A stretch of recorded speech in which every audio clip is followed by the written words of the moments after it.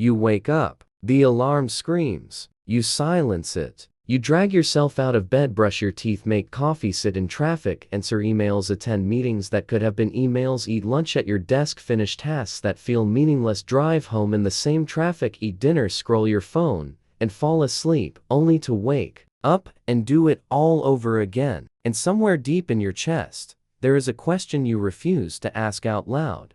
Is this it? You are not broken for feeling this way. You are experiencing what Albert Camus called the absurd. The tension between your need for meaning and the universe offering you none. The Greek myth of Sisyphus, condemned by the gods to push a boulder up a mountain only to watch it roll back down forever, is not just ancient mythology. It is your morning commute. It is your inbox. It is the laundry that never stays done. It is the weight of waking up knowing that today will look exactly like yesterday, and tomorrow will mirror today. But here is the part no one tells you. The routine is not your prison. Your resistance to it is. Let me take you somewhere uncomfortable. You believe you hate the routine because it is monotonous, because it is boring, because it lacks adventure or spontaneity or meaning. But that is not the real reason. The real reason you suffer through your daily routine is because it forces you to confront a truth you have been running from your entire life. You do not know who you are when nothing extraordinary is happening. The routine strips away the distractions.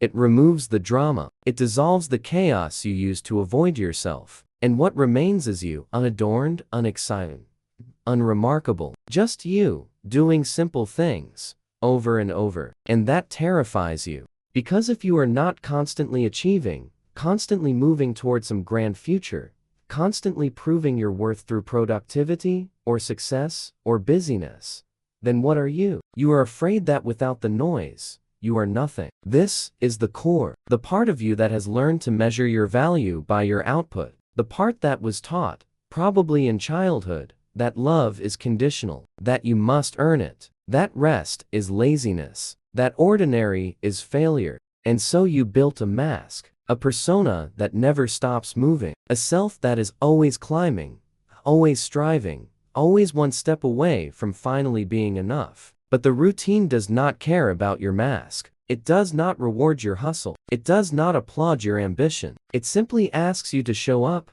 again and again, for tasks that will never be finished. And that is unbearable, because the mask cannot survive in a world without progress. So you suffer, not because the routine is hard, but because it reveals that your entire identity is built on sand. Sisyphus was punished by the gods for his arrogance, for thinking he could outsmart death, for believing he was above the rules of existence. And his punishment was not pain. It was repetition, the same task, the same mountain, the same boulder, forever. But here is what the myth actually teaches you.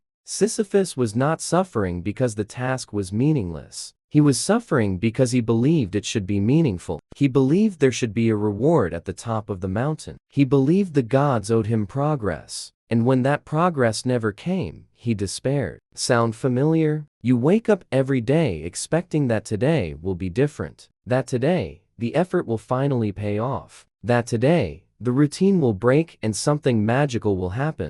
And when it does not, when you arrive at the end of the day and realize you are exactly where you started, you feel cheated. You feel robbed. You feel like the universe is playing a cruel joke on you. But the universe is not cruel. It is indifferent. And that indifference is the source of your freedom. Camus wrote that we must imagine Sisyphus happy, not because he found meaning in the task, but because he stopped looking for it. He accepted the absurd. He accepted that the boulder would always roll back down. And in that acceptance, he found something the gods could never take from him. He found his own authority over his experience. You have been taught to fear the ordinary, to see it as a failure, as a sign that you are not special, not important, not living up to your potential. But the ordinary is not the enemy. The ordinary is the only place where real life happens. The extraordinary is a myth you were sold to keep you dissatisfied. Think about it. Every commercial, every movie, every social media post, every motivational quote tells you the same lie, that the good life is somewhere else, that happiness is waiting for you at the next promotion, the next relationship, the next vacation, the next achievement, that if you just work hard enough, sacrifice enough, push through enough, you will finally arrive at the place where the routine ends and the magic begins. But you have been there. You have achieved things. You have reached goals. You have crossed finish lines. And what happened? The satisfaction lasted a few days, maybe a few weeks, and then the routine returned. The alarm still screamed. The coffee still needed to be made. The emails still needed to be answered. And you were back at the bottom of the mountain, pushing the same boulder. Because there is no top of the mountain. There is only the push. This is where most people break. This is where the despair sets in. This is where you start to believe that life is inherently meaningless, that nothing you do matters, that you are just going to go through the motions until you die. And maybe you medicate that despair with work, with alcohol, with shopping, with scrolling, with anything that distracts you from the crushing weight of repetition. But despair is not the only option. There is another way to see this. A way that does not require you to find meaning. A way that does not require the universe to give you a reason. A way that is entirely within your control. Camus called it revolt. Not a violent revolution. Not an angry rejection of life. But a quiet, dignified refusal to let the absurd defeat you. A decision to keep pushing the boulder. Not because it will lead somewhere, but because the act of pushing is itself an assertion of your existence. You push because you are alive, and being alive is enough. Let me explain this differently. When you were a child, you did not need a reason to play. You did not look at a pile of blocks and think, what is the point of stacking these if they are just going to fall down? You stacked them because stacking them was interesting. You built sandcastles knowing the tide would wash them away. You drew pictures that would be thrown in the trash. You ran in circles for no reason other than it felt good to run. You knew how to exist without justification. But then, you grew up, and the world taught you that everything must have a purpose. That time is money. That effort must produce results. That play is for children and adults must be productive. And so you lost the ability to do something simply because you are doing it. You lost the ability to be present in the act itself. And that is what the routine is trying to teach you. To come back to that, the daily routine, the repetition, the monotony, it is not a punishment. It is an invitation to stop waiting for life to begin, an invitation to stop searching for meaning in the outcome and start finding it in the process.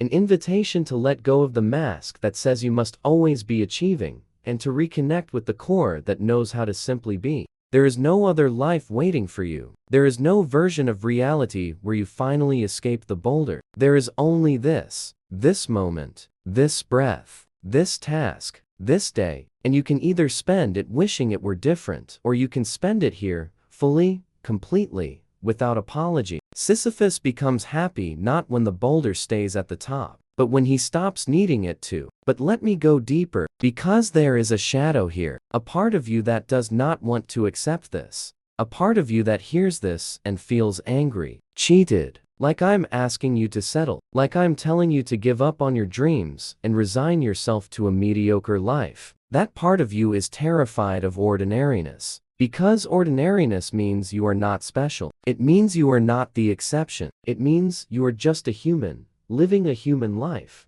doing human things, and then dying like every other human who has ever lived.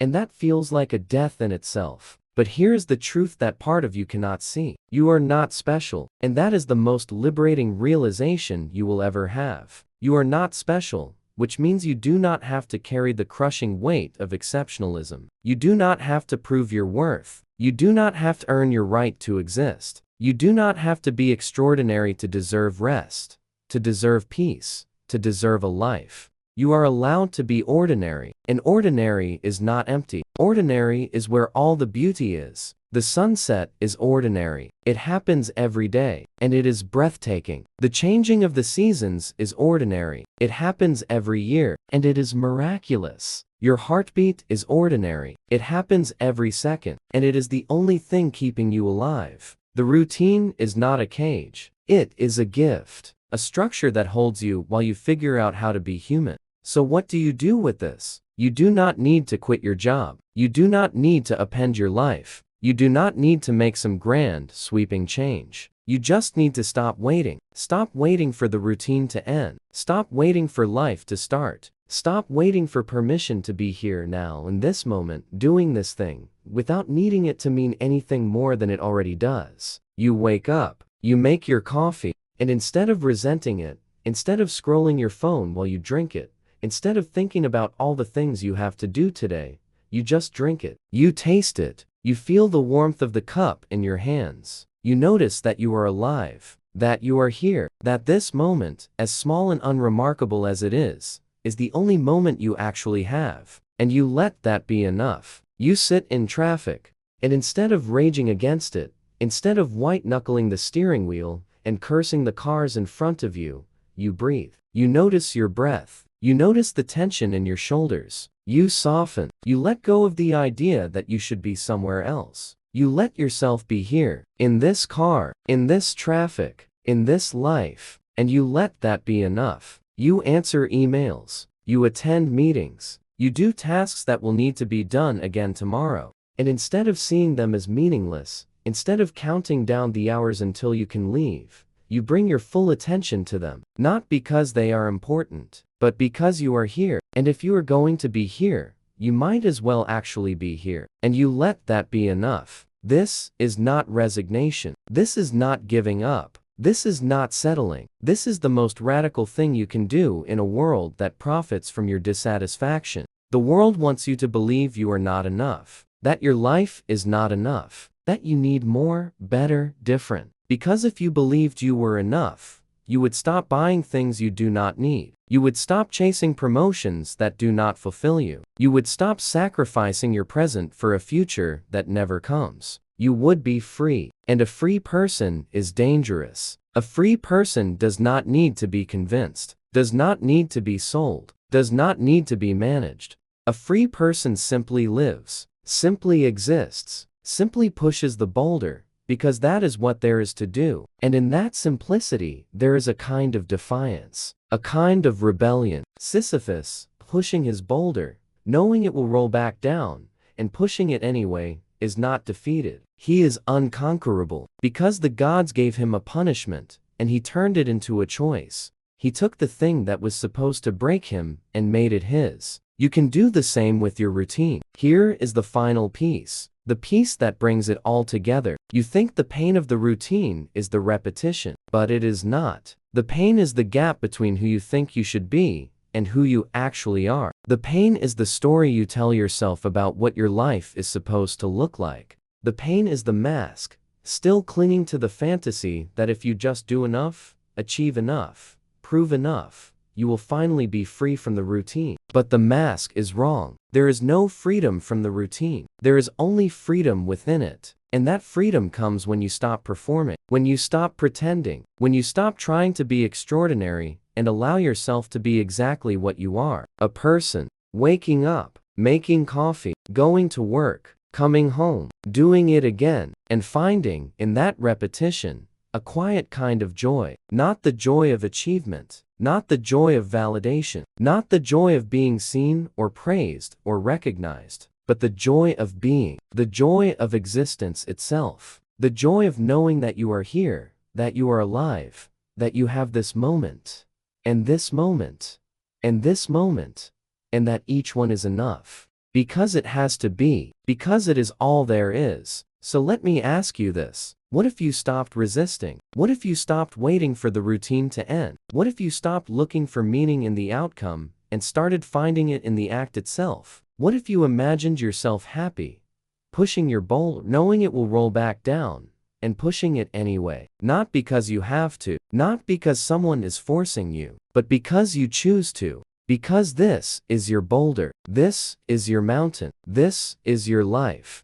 and no one, not the gods, not the universe, not the weight of expectation, can take from you the simple, defiant act of choosing to be here, fully, completely, without apology. The myth of Sisyphus is not a tragedy, it is a mirror, and when you look into it, you do not see a man condemned to meaningless suffering. You see a man who has discovered the only freedom that actually exists. The freedom to decide what your life means. The freedom to stop waiting. The freedom to be here now, in routine, and to let that be sacred. You are Sisyphus, and the boulder is not your burden. It is your becoming. So which truth hit the hardest? Was it the realization that you have been running from ordinariness? Or was it the idea that freedom is not escape, but presence? Or was it something else entirely, something deeper, something you are not ready to name yet? Sit with that. Do not rush past it. Do not distract yourself from it, because that discomfort is not a problem. It is a doorway, and on the other side of it is a version of you who wakes up tomorrow,